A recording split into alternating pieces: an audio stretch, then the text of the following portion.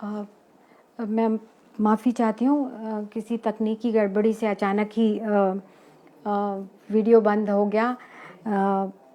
वैसे ही मुझे समझ में आ रहा है कि मैं 1 घंटा ले चुकी हूँ, लेकिन एक तो मैं आप वो कोटेशन पढ़ रही थी। क्या आप लोग हैं? क्या मेरी बात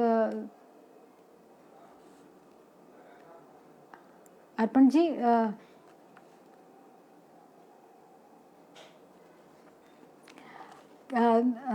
माफ़ कीजिएगा, कुछ तकनीकी गड़बड़ी ने अचानक पूरी बात को रोक दिया। लेकिन मैं आपको निर्मल जी की कहानी में से एक उद्धरण सुना रही थी। उनकी भाषा, उनकी शैली को जो रेखांकित करता है। दहलीज नाम की कहानी से ये है। ग्रामोफोन के घूमते हुए तवे पर फूल पत्तियाँ उगाती हैं। एक आवाज़ उन्हें अपने नरम नंगे हाथों से पकड़कर हवा में बिखेर देती है। घास के नीचे सोई हुई भूरी मिट्टी पर तितली का नन्हा सा दिल धड़कता है और ताश के पत्तों पर जेली और शम्मी भाई के सिर झुकते हैं, उठते हैं, मानो वे दोनों 4 आँखों से घिरी सांवली झील में एक दूसरे की छायाएं देख रहे हैं।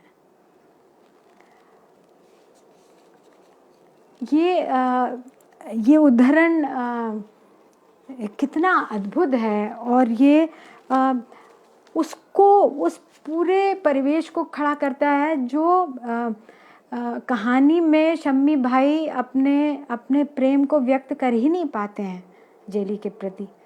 लेकिन ये जो बिंब आया है वो अपने में पूरी उस प्रेम की पूरी अनुभूति को, उनके उनके सघन साथ को व्यक्त करता है। मैं समझती हूँ कि इसके बाद मैं अपनी अंतिम बात पे आती हूँ। मुझे मित्रों ने ये सलाह दी थी कि मैं जो निर्मल जी की कहानियों पर जो आलोचनाएं लिखी गई हैं उन्हें ना पढूं, लेकिन दुर्भाग्य से मैं ऐसा नहीं कर पाई। मैंने वो तमाम सब कुछ पढ़ा जो उन पर लिखा गया है, और उससे उससे उससे बहुत आहत भी हुई, क्योंकि मेरे मन में निर्मल जी की वो छवि है जहाँ वो बैठे झुके हुए रात दिन एक सही बिंब के लिए, एक सही शब्द के लिए बैठे हैं। तो ये जब मैंने उनकी आलोचना पढ़ी तो मैं बहुत क्षत विक्षत भी हुई। और फिर मैंने अभी जब से अर्पण जी से मेरी बात हुई थी, शायद 5 अक्टूबर के आसपास, और तब से तो रात दिन मैं ये कहानियाँ जो यूं ही मेरा हिस्सा थी, उनके साथ एक किस्म से एक ज़्यादा सघन जीना जिसे कहते हैं इस बीच में किया। तो मैंने अचानक से, जिससे मुझे एक तरह से बहुत बिल्कुल पसंद नहीं आता जब ये कहा जाता है कि साहित्य समाज का दर्पण है। तो वो दर्पण तो होता है, लेकिन वो दर्पण कैसे होता है, निर्मल जी की कहानियों के परिप्रेक्ष्य में अब मैं अपनी अंतिम बात के रूप में ये कहती हूँ कि क्या निर्मल वर्मा की कहानियों का जो आईना है उसमें हमें क्या दिखता है। जिस तरह से कहा जाता है कि दोस्तोयेवस्की ने जो ईविल है,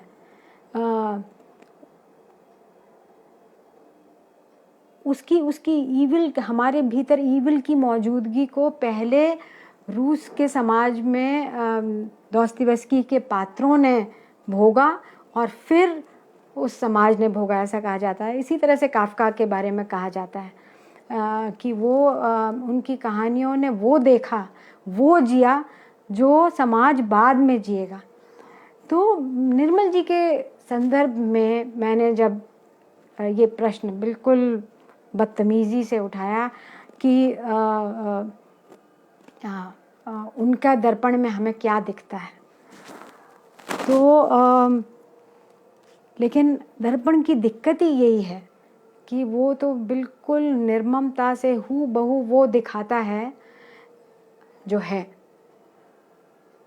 तो क्या हमारी ये तैयारी है कि हम वो देखें जो वो दर्पण दिखाता है? निर्मल वर्मा की कहानियों रूपी दर्पण जो हमें दिखाता है, क्या हम उसे देखने के लिए राज़ी हैं?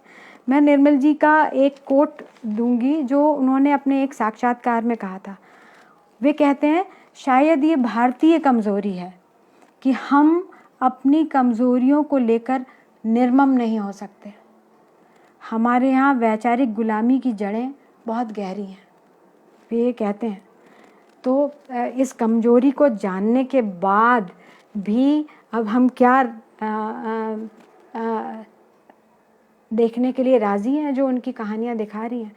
मैं समझती हूँ कि उनकी कहानियाँ बिल्कुल साफ साफ दिखाती हैं कि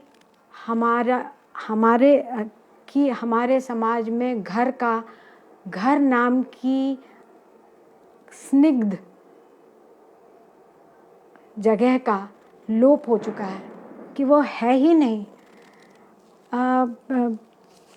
अगर मैं कोटेशन दूं तो अंतराल कहानी में लड़की कहती है, खाली घर, रीते दिन और रत जगी रातों के बारे में जब मुंह मोड़ो तो कोई सुनने वाला नहीं, घर लौटो तो खाली दरवाजे, पढ़ने बैठो तो सूने अक्षर, मन और मुंह के बीच कोई अटकी हुई बात जैसे सुनने वाला कोई नहीं है। और इस कहानी में वो एक परिवार में रह रही है, वो अकेली नहीं रह रही है, वो शादीशुदा है, वो एक परिवार में रह रही है। वो ये कहती है। इसी तरह से जाले कहानी में एक भरा पूरा परिवार है लेकिन छोटा भाई, उसमें जो छोटा भाई है वो आत्महत्या करता है। उसकी आत्महत्या के पहले वो जो एक पत्र लिखता है वो भाभी के नाम लिखता है, जबकि जो उस तरह से उस परिवार का हिस्सा ही नहीं है। और उसके बाद बड़ा भाई उस पर विचार करते हुए, कंटेम्पलेट करते हुए कहते हैं, उसे मालूम था हमारे परिवार के लोग जिस दुनिया में रहते हैं वहाँ धोखे ने इतनी जगह घेर रखी है कि बेचारे सच के लिए बित्ते भर भी जगह नहीं बचती। अब अगर आप जाले कहानी को याद करेंगे तो उसमें किसी ने किसी के साथ धोखा नहीं किया है, तो ये किस धोखे की बात कह रहे हैं? निर्मल वर्मा की कहानी किस तरह का धोखा, हमारे घर में किस तरह के धोखे की ओर इशारा कर रहे हैं?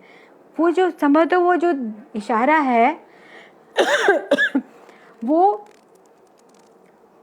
वो उसे धोखा कह रहे हैं जब हम एक घर में रहते हुए भी ना हम सुख का साझा करते हैं ना हम दुख का साझा करते हैं।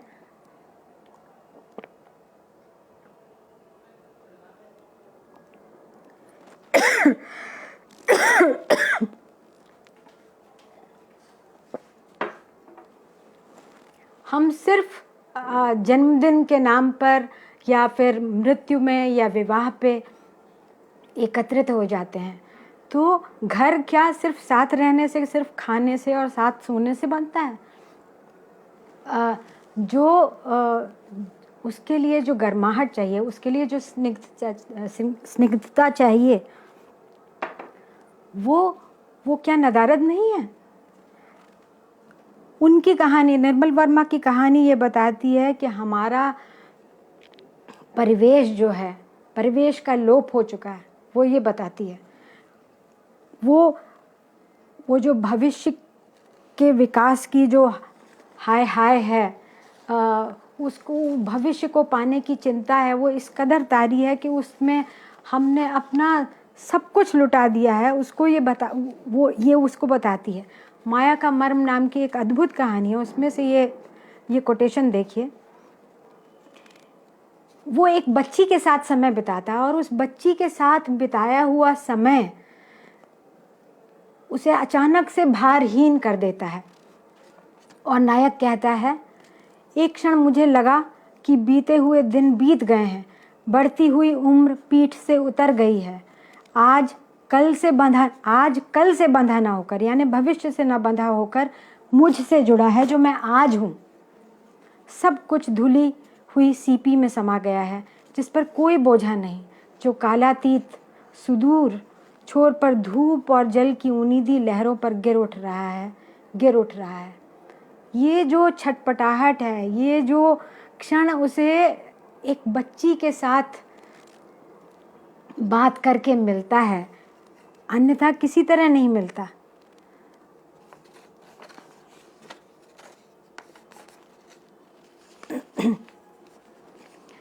निर्मल वर्मा की कहानी हमें बताती है कि जो हमारी युवा पीढ़ी है वो बिल्कुल एकाकी, वो अपना विश्वास खो रही है, कि वो अपने अपने आत्म से, अपने आत्मबोध से च्युत है।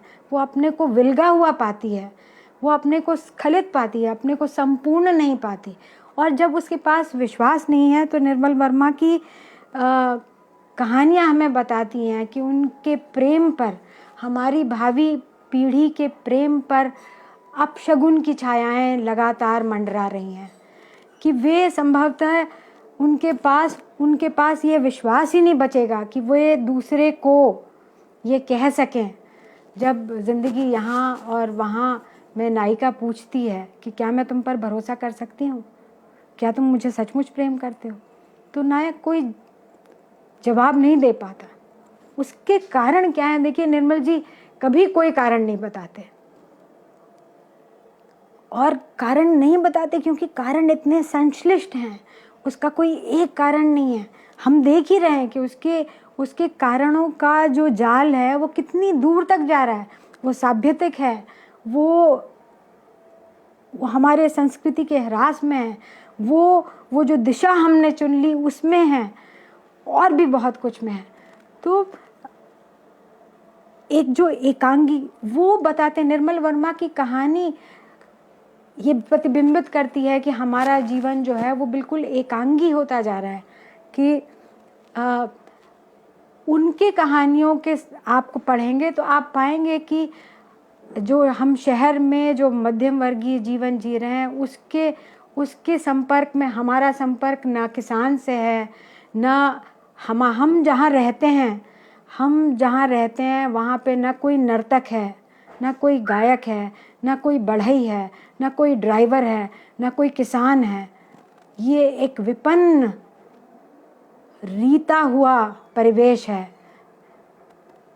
जो हम बना रहे हैं अपने शहरों में, एक खास किस्म की अवधारणा के कारण। ख्याल करिए कि प्रेमचंद के पास जो परिवेश था, गांव का जो परिवेश था, हमारे यहाँ वहाँ ऐसा नहीं कि वहाँ पे गैर बराबरी नहीं थी ऐसा नहीं कि वहाँ दारिद्र्य नहीं था, दुख नहीं था, लेकिन तब भी उसमें कम से कम हम जानते थे, हम एक दूसरे को जानते थे। वहाँ पे यदि आतताई ज़मींदार भी था तो उसके परिवेश में कम से कम लोहार भी था, किसान भी था, जंगल थे, खेत था। तो मैं समझती हूँ कि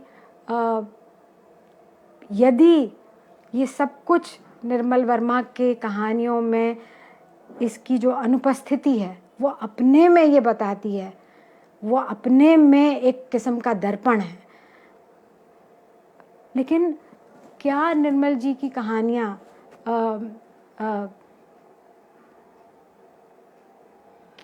क्या उन्हें कोई आशा नहीं दिखती? क्या सब कुछ इतना ब्लीक है? मैं समझती हूँ कि निर्मल जी दो बातें कहते हैं। देखिए, मैं उनकी इन दो बातों से अपनी बात को ख़त्म करूँगी। एक तो वो एक किस्म की चेतावनी है, एक किस्म से चेताते हैं। ये उनकी बहुत ही कठिन और बहुत ही, ये कहानी मैं बिल्कुल मानती हूँ कि ये मुझे समझ में नहीं आती, जलती झाड़ी इसका नाम है, लेकिन ये अद्भुत कहानी है। ये मेरी सबसे प्रिय कहानी भी है और मुझे बिल्कुल समझ में नहीं आती, ये दोनों बातें साथ हैं। इसमें एक उदाहरण है, जिंदगी में जवाबदेही का लम्हा एकदम किस तरह आकर हमें पकड़ लेता है, किंतु हम ताकतवर हैं। हम अपने को छुड़ा लेते हैं और सोचते हैं यह एक दुस्वप्न है जो अभी बीत जाएगा, और हम आंखें खोलकर वही देखेंगे जो देखना चाहते हैं, जिसके कि हम आदी हैं, और फिर हम जवाबदेह नहीं रहेंगे, हमारी कोई जवाबदेही नहीं होगी, किसी के भी नहीं, किसी के भी प्रति नहीं। तो निर्मल जी ये कहते हैं, संभवतः ये एक चेतावनी है कि हम इस सब कुछ को देखने से इनकार कर सकते हैं। हम मान सकते हैं कि नहीं हमारे यहाँ तो परिवार बना हुआ है, हम मान सकते हैं कि नहीं समाज में उस तरह का स्खलन नहीं है, हम ये कह सकते हैं। हम अपनी हर जवाबदेही से मुंह मोड़ सकते हैं। जहाँ हमें भाई की जगह होना चाहिए था, जहाँ हमें पिता की जगह होना चाहिए था, वहाँ हम हर जगह अनुपस्थित होते हुए भी जन्मदिन पर कोई तोहफा देकर अपनी जवाबदेही से मुंह मोड़ सकते हैं, जैसा कि संभवतः इस कहानी का अंत लगभग इस वाक्य से होता है कि मरने के लिए आत्महत्या बहुत ज़रूरी नहीं है। ये किस्म की ये एक चेतावनी है शायद। लेकिन जो दूसरा वो देखते हैं और जिसका वो संधान करते हैं, मैंने कहा कि निर्मल जी कहते हैं कि उनके लिए उस क्षण को पाना जब हम इनोसेंट थे, उस सेंस ऑफ इनोसेंस को फिर से अर्जित करना ही एक तरह से एक कला का जोखिम है। और उसे पाने की सतत कोशिश, उन क्षणों को जिन्हें हम जीने से बचते हैं, उन क्षणों को जीना ही शायद हमें सचमुच जीवित कर सकता है, सचमुच स्पंदित कर सकता है। अब इतनी तमाम तरह की फिजूल बातें करने के बाद मुझे लगता है कि मैं उनके ही एक छोटे से उदाहरण से अंत करती हूँ। ये किसी अलग रोशनी में नाम की बहुत ही सुंदर कहानी है, और उसमें एक पब में ये कहानी है जहाँ पे कई अलग अलग तरह के, एक जिप्सी है, एक लड़की है, एक हिंदुस्तानी लड़की है जिसकी जो चित्र बनाती है, और तभी बहुत बारिश हो रही है और इसके बीच में एक बुज़ुर्ग दंपत्ति आते हैं, और पता चलता है, कहानी के अनफोल्डिंग में पता चलता है कि ये दंपत्ति सीधे अस्पताल से चले आ रहे हैं। डॉक्टर ने उन्हें कह दिया है कि अब आप जो चाहें कर सकते हैं, आप मुक्त हैं। यानी कि अब एक तरह से डॉक्टरों ने हाथ खड़े कर दिए हैं। इस क्षण पे वे आते हैं, और वे उस क्षण को जो बुज़ुर्ग आदमी है जिसे ये कहा गया है, वो कहता है कि मैं इतना हल्का महसूस कर रहा हूँ, और वो उस क्षण को, उसके भारहीनता को सेलिब्रेट करना चाहता है। और कहानी इस उदाहरण पे ख़त्म होती है। वे नाच रहे थे, दोनों एक दूसरे में इतने संलग्न कि बाहर की दुनिया किसी टूटे तारे सी अंधेरे में लोप हो गई। बची रह गई थी तो सिर्फ एक दूसरे को सहलाती सांसें। शुक्रिया।